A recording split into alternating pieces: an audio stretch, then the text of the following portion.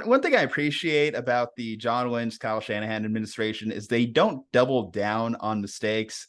And one thing is very clear: Trey Sermon was a mistake. Third round pick last year, they traded up for him. In fact, when the Niners trade up for guys, I think I got to just start being a little bit nervous because so far that really hasn't worked for them, especially trading up in the third round and particularly at the running back position.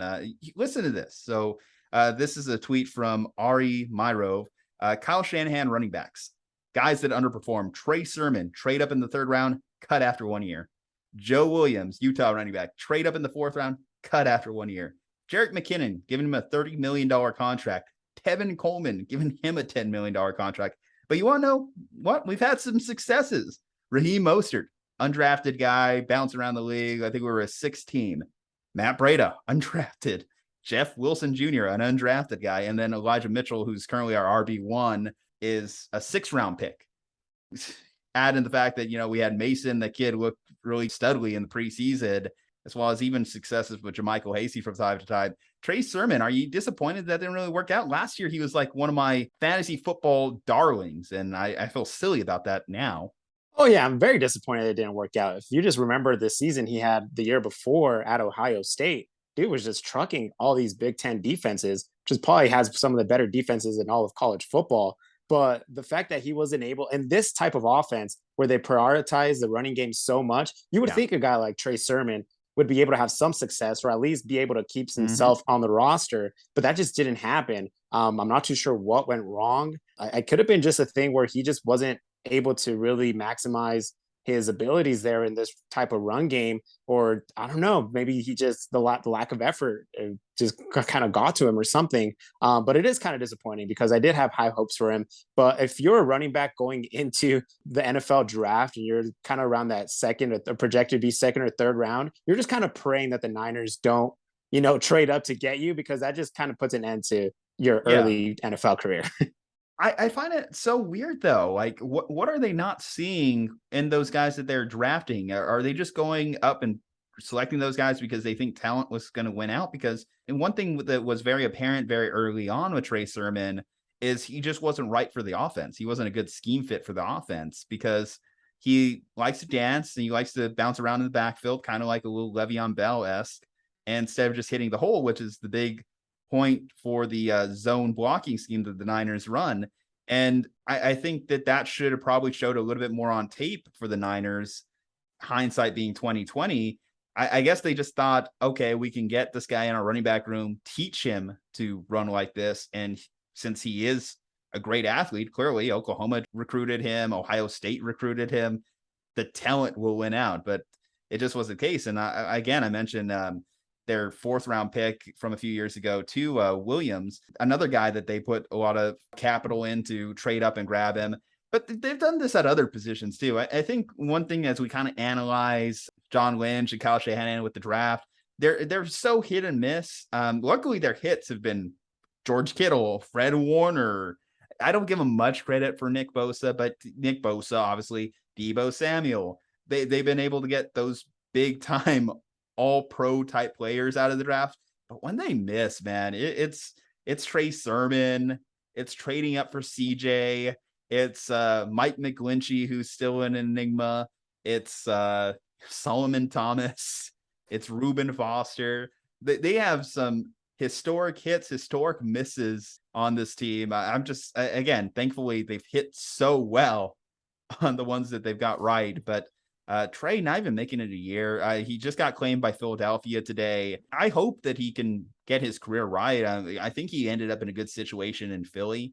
Miles Sanders hasn't really ever taken control of that backfield. I think Boston Scott's still hanging around there. Kenneth Gainwell. So there's an opportunity for him to play in Philly. And it was just always going to be hard for him as the 5th running back because he fell behind Tyrion Davis-Price, Jordan Mason, again, the undrafted rookie, Jeff Wilson Jr., the vulture at the goal line, was always going to have a role on this team. And then Elijah Mitchell, after what he did last year, is clearly our running back 1. I think that's more sad, and that's more of an indictment too, considering Elijah was a 6th-round pick in the same draft. Oh, yeah. I mean, the fact that Elijah was able to have some success in there just kind of tells you there was a Trey thing more than like a Niners thing, that Trey didn't end up working out because yeah, you look at Elijah, he'd had a great year at Louisiana. People were starting to, give him some looks at that late, fifth or sixth round Let me ask you, options there. who do you think fell in love with him? Do you think it was Adam Peters? Do you think it was Kyle, or do you think it was It John? was 100. It was 100% Kyle. You could just tell by the type of runner he was in Louisiana that he would fit Oh no, no, I'm perfectly. talking And Trey. with Trey, oh yeah, it was definitely probably still Kyle. I think Yeah, Kyle just saw some of that tape and some of the way but is it he was weird for running it to be all over Kyle? him. And why I say is it weird for it to be Kyle? Just because you look at the Shanahan family historically and how they don't make an effort to go and get high round draft picks at running back and have had success with the undrafted guys and the late round guys. It kind of makes me think that someone in the front office was mostly vouching for Sermon. And that's speculation. Make assumptions. You only get a chance to make an ass out of you and me, yada yada, all that bullshit. Like based off his history for Shanahan, unless he really saw Trey Sermon as a dude, and it never seemed like he was going to willingly just make him the dude in the offense, he was always going to have to work for his role. It's kind of weird to see him being a guy that's like, yeah, trade up for him. Unless this is a spite pick because he wanted Mac Jones and not Trey Lance. He's like, you know what? Trade up for Trey Sermon too. Right. And then at the time, the running back were still just basically what Raheem Mostert, Jeff Wilson Jr.